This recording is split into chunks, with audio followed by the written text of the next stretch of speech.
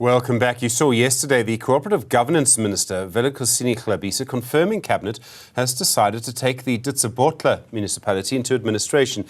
Ditsobotla has become famous as the council with two mayors. Two factions of the ANC have refused to stop fighting for the position. As a result, services have collapsed. Residents say they haven't been getting what they need from the council. The chair of the SA Local Government Association in Northwest is Khumalo Molefe. He's also the mayor of the Ngaka Modiri district municipality, which includes the council of Ditsobotla. Councillor Molefe, so good afternoon to you. I realize you're wearing two hats for this interview. Firstly, as SELGA, as the South African Local Government Association, do you agree that Ditsobotla needs to be taken under administration?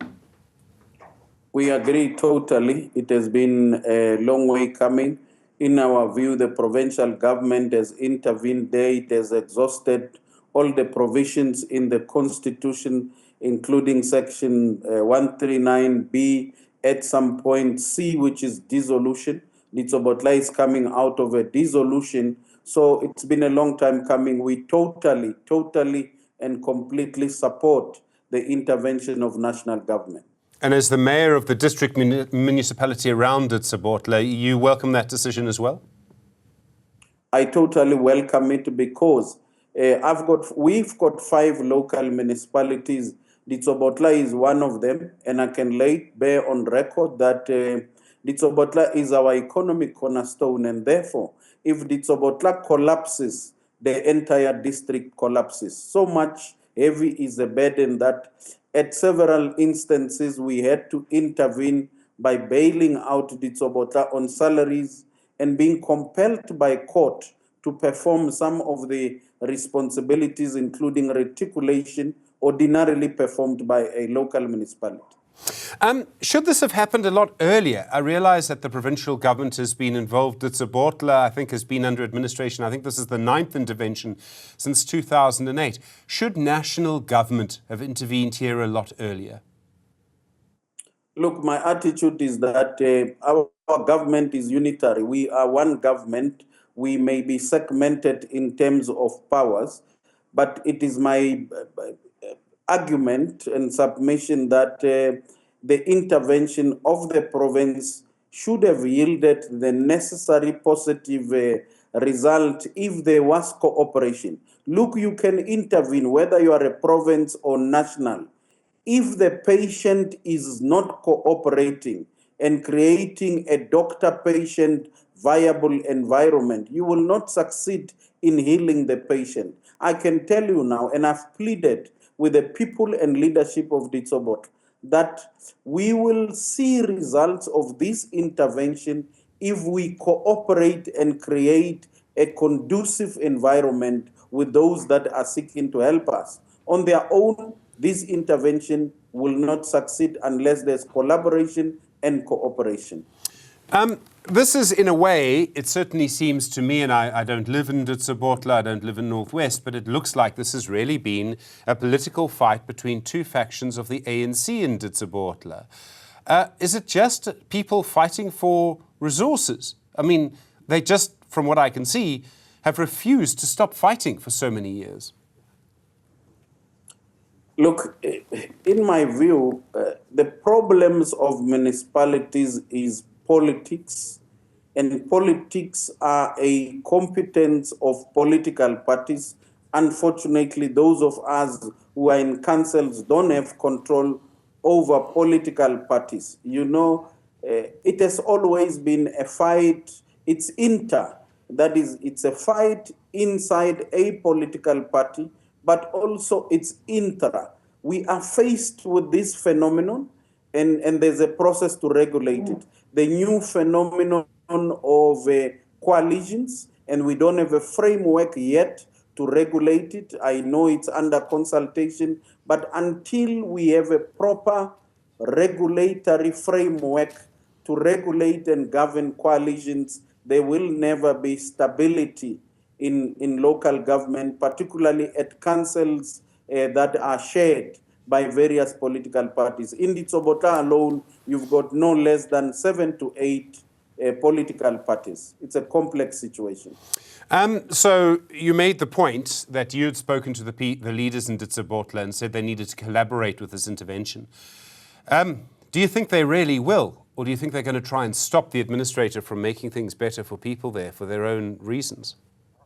They don't have a choice. The material conditions on the ground dictate that they must work together, they must collaborate or perish as fools. My interaction with various political parties, the leadership of the unions, the leadership of business, is that everybody is convinced that this intervention is long overdue.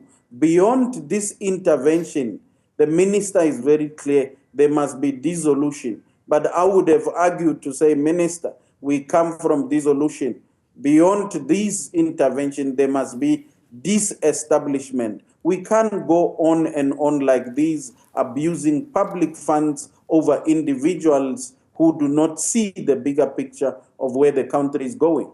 So I accept what you say about politicians. Are the workers in the council in Ditsobotla politicized as well? Do they belong to different factions and support different leaders? What I'm trying to get to is maybe an administrator or coordinating team from national government can get around the politicians, but the workers can actually sabotage things if they want to. Could that be a problem? Yes. Unfortunately, the terrain and industry where we operate as councillors, as mayors, is highly politicized and less professionalized. There are processes to get it right, but when you get to Ditsobotla, indeed it is highly politicized. There are many employees who were not recruited following due and available recruitment processes and policies, and therefore they are aligned and loyal to Mayor A, the others to Mayor B. And this is historically, it has been an order of the day in Ditsobotla. But I am encouraged and comforted by the commitment made by the South African Municipal Workers Union yesterday, where they have committed to collaborate and cooperate with this intervention and those that are sent there to intervene. It's a huge job. We all know how big the problems have been. And one of the things that will probably happen is because it will take so long to fix some of the infrastructure, the sewage, the water, the electricity, that people become angry with the administrators. What's the first thing the administrators need to do? They obviously need to have the support of the workers. The politicians need to make sure that they don't frustrate the process. But where do the administrators even start? They've got their work cut out for them. First, they need to establish which between the two is the legitimate council, because as it were, and according to the minister's report, it would seem there are two mayors, speakers, and all that. So their work is cut out. They must establish which is legal. But the second thing, which is their mandate, is that they must assume executive powers immediately and take over administration. But they must not leave out other external stakeholders like business. I find the business of Ditsobotla black and white, very special, very willing at all material times to lend a hand. And for me, that is very encouraging. So they need a multiplicity of stakeholders behind them to succeed. But I must confess, the quality and caliber of the people sent by the minister, I mean, it's a former DG, a former DDG, former municipal manager. I am encouraged by the seriousness of the central government to turn things around in Ditsobotla. Do you believe, sir, that life is going to improve for people in Ditsobotla now? There's no any other option. This is a make or break. This is the beginning and the end. Life is going to improve. I like the steadfastness of the minister and the quality of the people he has brought in, but I also like the commitment of various stakeholders. At the heart of it, government exists to serve the people, but with the attitude and the mood of all councillors, political parties, and everyone else, I am totally and completely optimistic that the situation will turn out for the better.